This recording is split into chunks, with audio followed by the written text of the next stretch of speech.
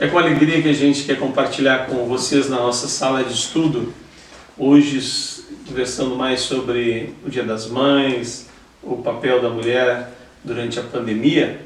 E para esse diálogo eu convidei as irmãs psicólogas.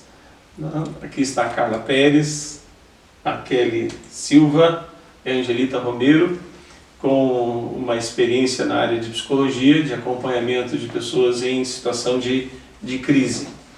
E como todos nós fomos incluídos em uma crise chamada Covid-19, pandemia, não só nós no Brasil, o mundo inteiro está sofrendo restrições, isolamento, e nos isolamentos são locais de muita pressão. E a gente quer trazer algumas palavras aí sobre a mulher dentro desse contexto. Também como mãe, vamos começar pelo primeiro processo dessa semana, que é o Dia das Mães, está chegando agora domingo, e mães são seres especiais para toda a família. Elas participam da criação juntamente com Deus, elas são instrumentos de Deus para trazer vida ao mundo, e elas querem receber também um pouco da nossa atenção nesse dia. Queria primeiro começar com a Carla sobre essa parentalidade. Carla, fala para nós. Então, eu vou explicar para vocês o que é parentalidade, né? No dicionário, parentalidade é um conjunto de funções e atividades desenvolvidas por um progenitor ou cuidador, visando o pleno desenvolvimento da criança, ou seja, tornar-se pai, tornar-se mãe, né? A psicanálise, ela estuda todos os processos psíquicos que são produzidos a partir do momento que uma mulher decide que vai ser mãe. Antes mesmo dela querer engravidar, ela já tem esse desejo por ser mãe. Isso que é o conceito de parentalidade.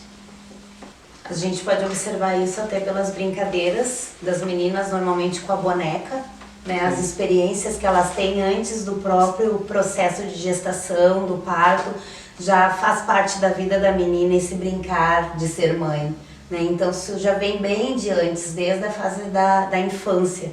Então a menina traz isso consigo. Ok. E assim, pra mulher, assim, quando ela pega o bebê no colo, assim, que ela, né, se tornou mãe ali, ela enxerga ela vê o mundo com outros olhos, né? Houve mudança nela. Então é um momento também que às vezes ela se sente sozinha porque ela mudou, mas o resto não, continua igual. Ela está enxergando coisas de maneira diferente, mas o companheiro, os outros, o pai dela, a mãe, continua todo mundo igual, só que ela está se enxergando diferente, está naquele processo ali, então muitas vezes ela também se sente sozinha neste processo, né? E aí surgem alguns problemas como depressão, ansiedade, o que eu vou fazer agora, vem o medo, a insegurança. Um papel novo, né? Transformação. Interessante que a mãe, quando tem uma filha mulher, essa filha nem sempre entende a sua mãe. Fase de jovem, de adolescente, ela não vai entender que a mãe tem um amor altruísta de repartir, de esquecer de si, de fazer primeiro para os filhos, depois para ela, de se tornar uma águia defensora dos seus filhos e tal. Mas quando essa adolescente chega no estágio de ser mãe, é tão interessante que no ato de ter aquela criança recém-nascida nos braços, parece que a visão de mundo dela muda automaticamente. Né, Carla? Sim. É um momento transformador, né? Passar a ser mãe, tem uma pessoa que depende completamente de ti, que precisa dos teus cuidados, que precisa até ser alimentado, ser trocado. E as mães, elas precisam ter essa coisa de... A mãe sempre sabe, né? Todo mundo diz isso, a mãe sempre sabe. Em alguns casos saudável, numa relação saudável, mãe e bebê, ela sempre sabe o que o filho precisa, né? Quando tem uma relação saudável, de amamentar, de trocar fralda. Só que depois que a mulher se torna mãe, ela tem que administrar a vida dela de uma outra forma, porque ela não deixa de ser mulher, ela não deixa de ser a pessoa que organiza a casa, ela não deixa de ter a sua profissão, mas ela, além de tudo isso, ainda é mãe. Então tem que readministrar, fazer uma reorganização para que ela possa colocar isso dentro do contexto dela. Mesmo as mães que já têm filho maiorzinho, né, que já estão indo na escola e coisa, nesses dias de isolamento acontece que os filhos não estão na escola, eles estão dentro de casa, né?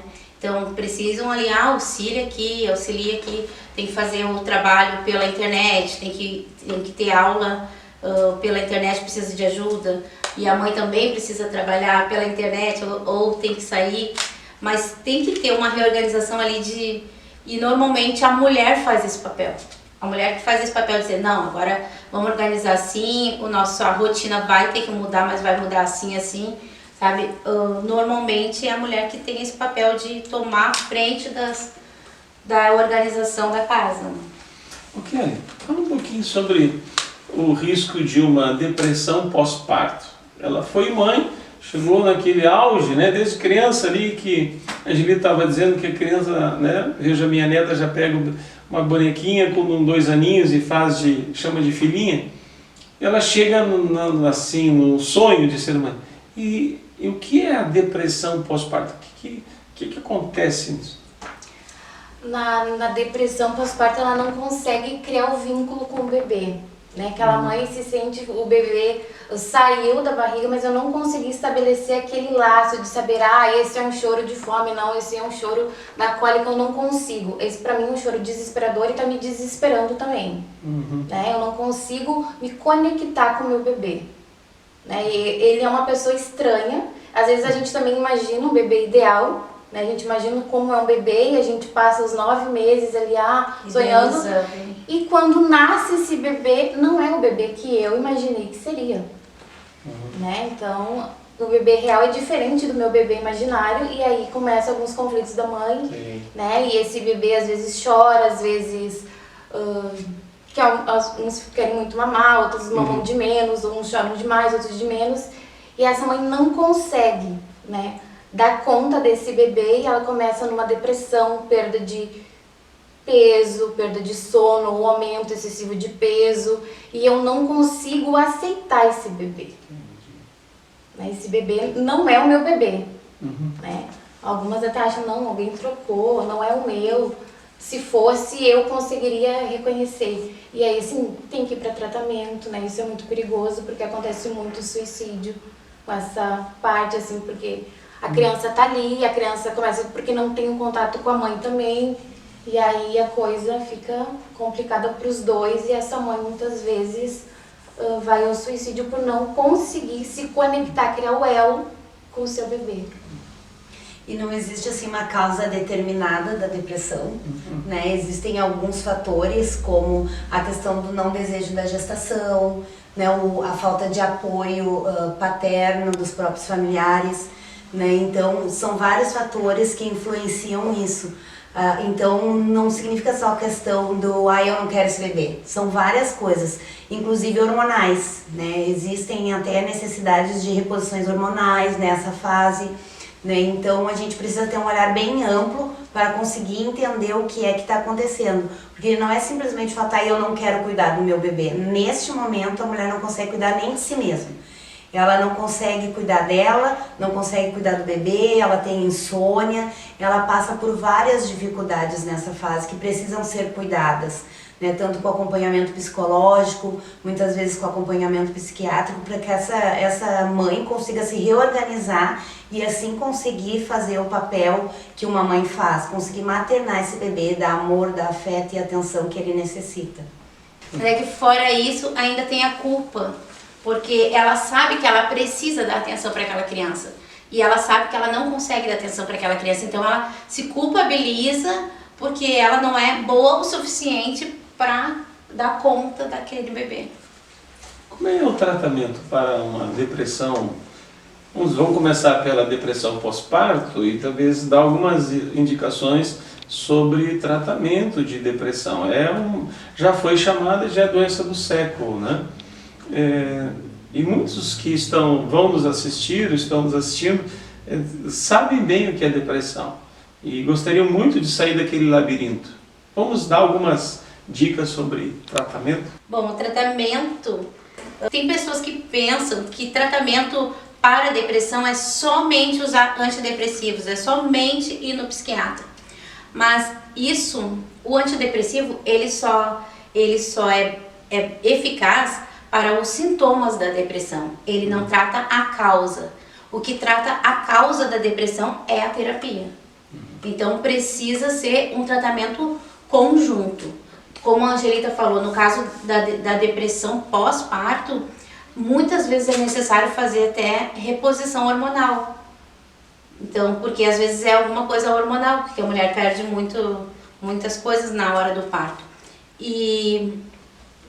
Mas no caso assim, de um episódio depressivo ou de um transtorno depressivo maior, é importante fazer o acompanhamento tanto psiquiátrico quanto com a psicóloga, porque na psicologia a gente vai tratar o que está causando, da onde que vem essa raiz, da onde que vem isso que te fez ficar depressivo. E o psiquiatra, ele vai te dar remédio, vai te dar um antidepressivo, que vai mudar algumas coisas, vai diminuir os sintomas e às vezes tu não vai sentir que tá doente. Tu pode até ficar bem, mas não significa que tu foi tratado, porque a terapia é o que trata a depressão. O que mais? Já que a depressão tem várias causas, que outras formas daria para buscar tratamento? Eu vejo em alguns casos a dificuldade de reconhecer que precisa de ajuda, a negação, né, constante do seu estado de tristeza, de abatimento e não querer enfrentar uma realidade. Além da terapia, que outras dicas que a pessoa podia dar sinais de procurar uma ajuda em casa mesmo, enfim. Eu acho que isso vai também daí dos familiares intervir neste momento, né? Eu acho que o papel do pai daí é fundamental de saber que esta mãe não está bem e que precisa de ajuda, né? Até às vezes vem a avó cuidar e saber que não, minha filha não está bem.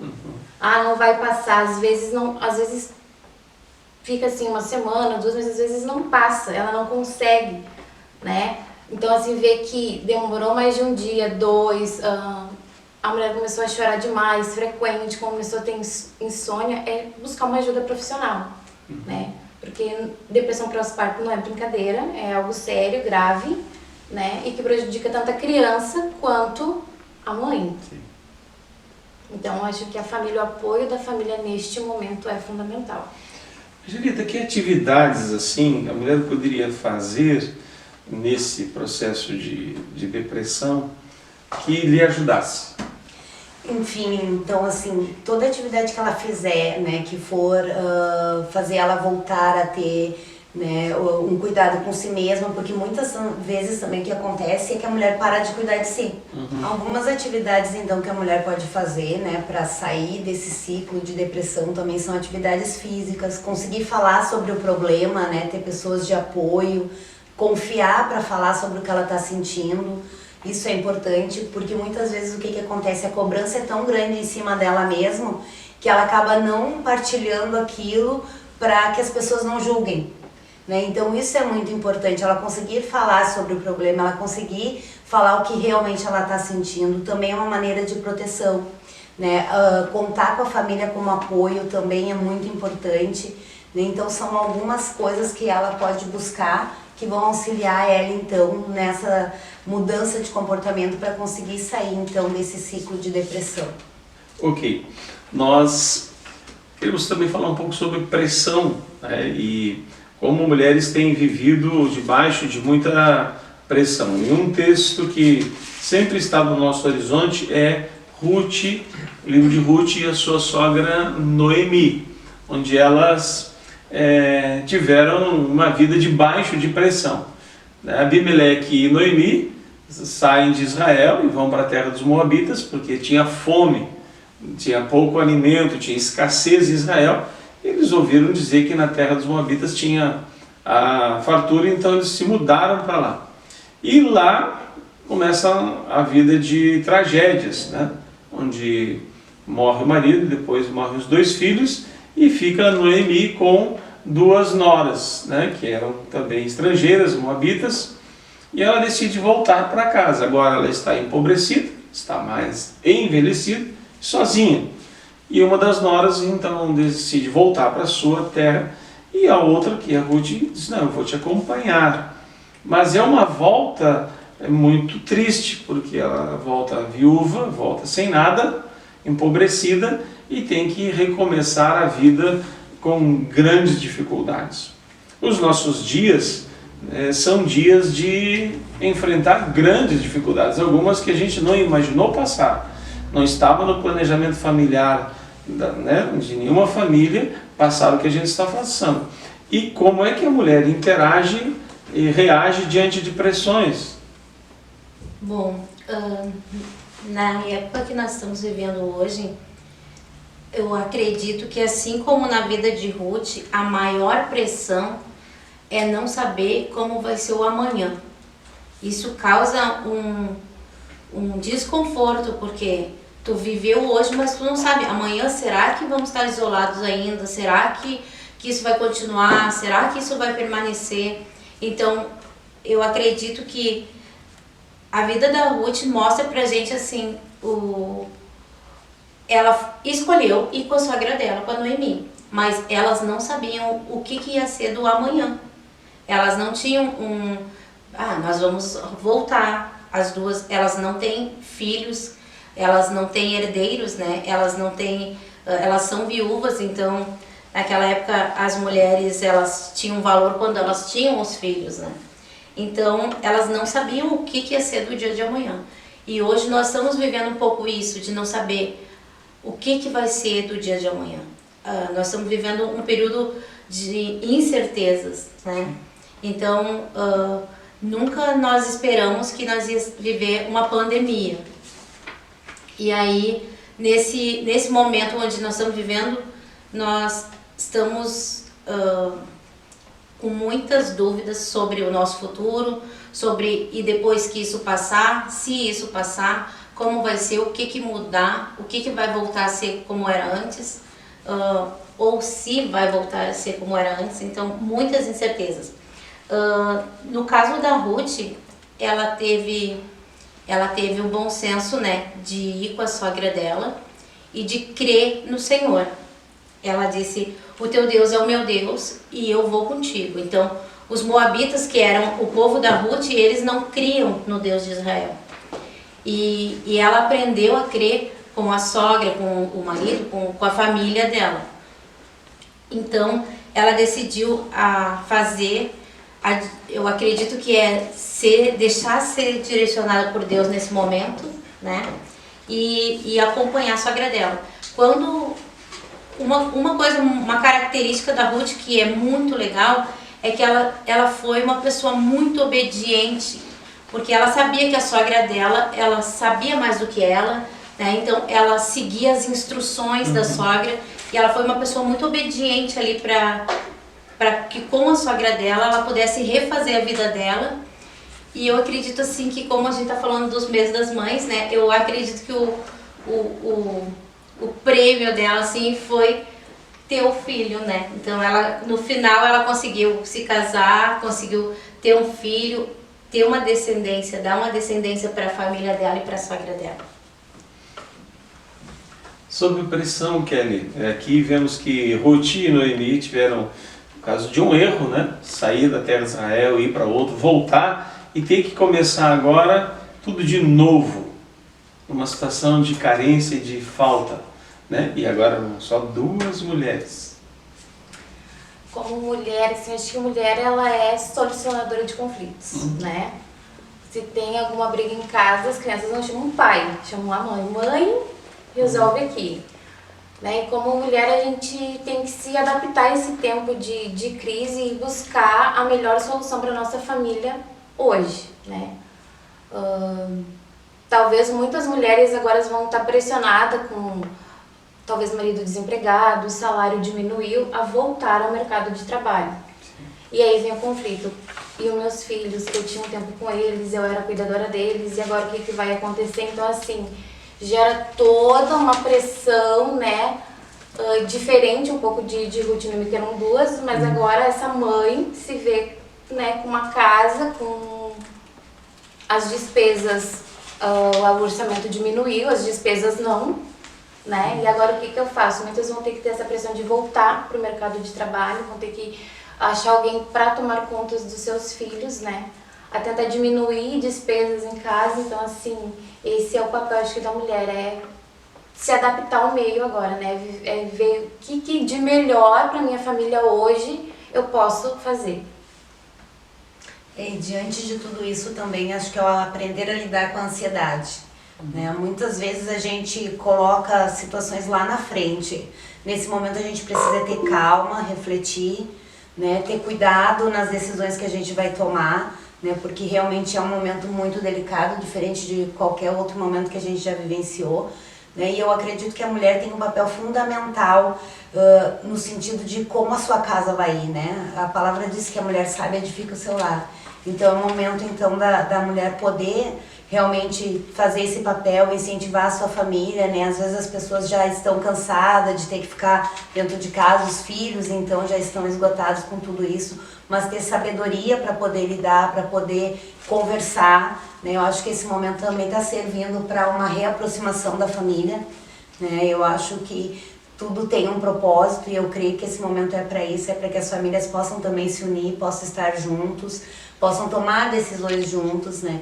Então eu acredito que neste momento é tentar acalmar, tentar pensar, tomar as decisões com calma para não se precipitar, né? Conseguir administrar a sua casa da melhor maneira, né? Enfim, hoje a mulher realmente está com uma pressão bem maior, porque é o cuidado com os filhos, é o cuidado com a casa, é o trabalho, são várias coisas acontecendo diferente, mas eu acredito que se a gente se acalmar, né? Pensar sobre as decisões que vamos tomar, as coisas vão ser bem melhores, a gente vai ter uma melhor escolha daquilo que a gente vai fazer. Nós queremos também falar sobre um pouco o papel da mulher, que não se restringe à maternidade ou a casamento, à relação conjugal. Ele é muito maior do que isso. A mulher é um ser igual ao homem, né? No Novo Testamento, Jesus colocou os dois iguais diante de Deus. E tem papéis e características diferentes que contribuem muito no reino de Deus, para os planos de Deus dentro da família, na sociedade também. A gente gostaria muito de ouvir um pouco sobre esses múltiplos papéis que uma mulher pode desenvolver nos nossos dias. A maternidade, assim, a mulher, ela está ligada não só a ser mãe, né, de filhos biológicos, mas a gente também tem filhos espirituais, né? Está ligada ao amor, ao cuidado, né? A ser altruísta, que é fazer para alguém sem querer nada em troca, né? Eu acho que a mulher tem disso, né? É pensar, é ter empatia pelo outro. Uma mulher é muito mais empática, né? É se colocar no lugar do outro. E tem, assim, agora tá havendo um movimento muito forte também, que é o empoderamento feminino, né? O que é esse empoderamento feminino? Eu até falei lá para as meninas da escola onde eu trabalho que não é a gente sair na rua, né, expondo partes do nosso corpo por causa de uma causa, não. É conhecer aquilo, né, e se apropriar de um tema e ser referência para as outras pessoas. Eu acho que a mulher, assim, a gente precisa de mulheres que sejam referência para as meninas, né, referência para essas crianças que estão vindo, é sermos capazes de influenciar essas novas gerações, dizendo que é aquela velha frase que mãe sempre usa, né? Você não é igual a todo mundo. Você é diferente, né? Você faz parte de um reino e você é uma princesa, né? Eu acho que a gente precisa de mulheres hoje dentro da igreja que levantem essa bandeira e que digam, né? Nós somos fortes, nós somos capazes, mas não como o mundo nos diz, como a Bíblia nos diz, né? Como Deus nos ensinou, com amor, com cuidado, com respeito, e se apropriando, aprendendo aquilo a causa da qual a gente quer lutar. Eu acredito também que seja importante a mulher poder cuidar de si mesma, né? Porque muitas vezes ela cuida de um todo, ela cuida da família, ela cuida dos amigos e ela acaba muitas vezes esquecendo de cuidar de si, né? Por toda essa questão de afeto que a mulher tem, de ser ouvinte, mas ela também precisa cuidar dela mesma. Então acho que um papel importante da mulher é ela fazer uma autorreflexão de como ela está, né? Para que ela consiga observar as coisas que ela precisa transformar, para que ela fique bem com ela mesma, né? A mulher se autorrealizar, ela saber que ela tem qualidades, ela saber que ela pode conquistar os objetivos dela, né? Então a mulher tem um papel fundamental hoje na sociedade. A gente passou por um momento de muita transformação no papel da mulher, né? Então a mulher hoje ela tem condições de votar, a mulher estuda, ela tem uma profissão, né? Na verdade a gente está num momento de muitas transformações, então a mulher hoje tem múltiplos papéis, né? É o da casa, é o do trabalho. Então a mulher tem condições de ser inserida em vários lugares hoje na sociedade que antes ela não podia estar, né? Então ser mulher não se resume ao fato de ser mãe, né? É um todo. Então essa mulher, mesmo não sendo mãe, ela pode ter várias outras coisas que ela pode fazer e ser feliz assim, né? Assim como a mulher, muitas mulheres não querem ser mães, né? Então são decisões, são escolhas que eu acho que a pessoa precisa refletir, pensar, né? E tomar a melhor decisão, então, diante dessas situações. Angelita, você falou que a mulher precisa cuidar de si, cuidar. E uma das virtudes que eu acho da mulher é que ela é cuidadora. Então muitas mulheres cuidam dos seus filhos, depois cuidam da mãe, né?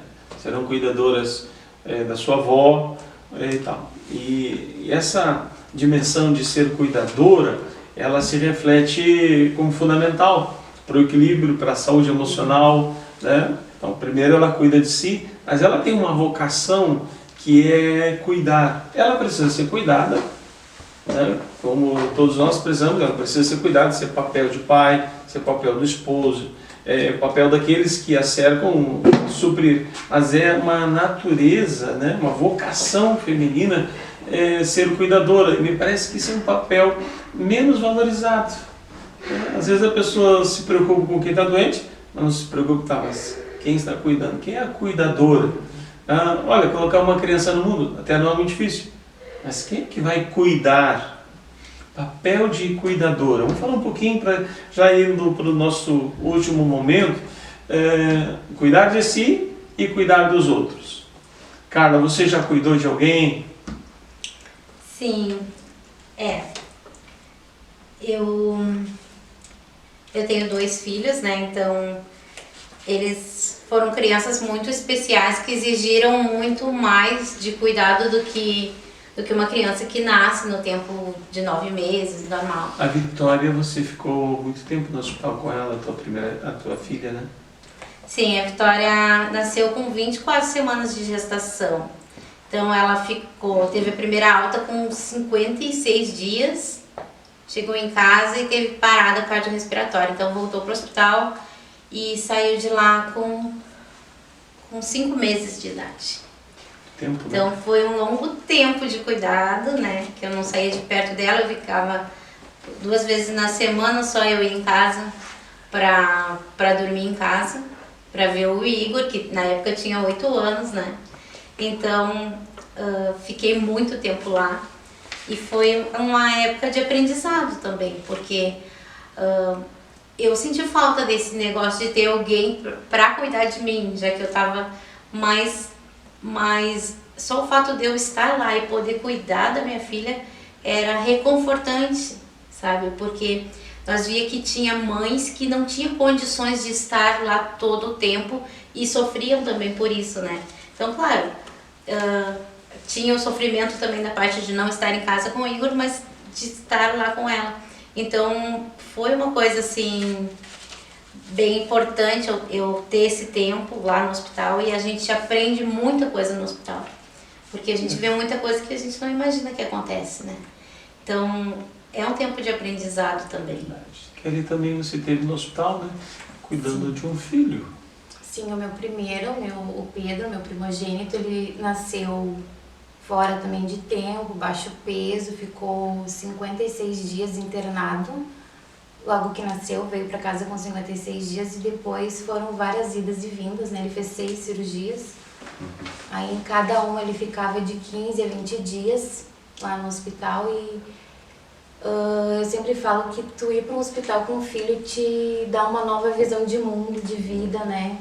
De cuidado, e assim a gente entende também melhor assim o amor de Deus com nós, né? O cuidado especial que Deus teve assim com ele, colocando os médicos, né? Equipe médica, porque em tudo isso a gente vê a mão e o cuidado de Deus. Eu tive, né, a minha mãe, a minha sogra se revezavam comigo, porque ele não podia se mexer muito nas cirurgias, então assim a gente tinha que deixar ele meio imóvel e deixar uma criança de 1 ano sem se mexer para não arrebentar nenhum ponto. Era bem cansativo, assim, mas eu tive pessoas que olharam para mim e cuidaram também dessa parte. Então, assim, é importante, a gente não se sente tão cansada, tão sobrecarregada, porque esgota. Às vezes o teu filho tá bem, tá ali pra pegar até um peso, mas tu vê outras mães, outro sofrimento, e como a gente é mais empática, a gente se coloca no lugar daquela mãe, né? A gente vê crianças morrendo, a gente vê crianças com problemas que a gente nem imaginava, nem sonho que acontece, né? Que existam. E é assim um choque de realidade assim para uma mãe ir para um hospital com o filho e enxergar a realidade de outras mães. Assim, a gente começa a orar: Senhor, abençoa aquelas mães. Como a Carla falou, que às vezes tem mais filhos e não tem condições porque moram em outro estado, né? E tem que vir para a capital para cuidar do seu filho, e daí deixou mais 2, 3 e aí fica aqui com um, mas o pensamento tá lá com os outros 2 e é bem complicado. E nesse Dia das Mães, nós vemos um Deus que cuida de nós.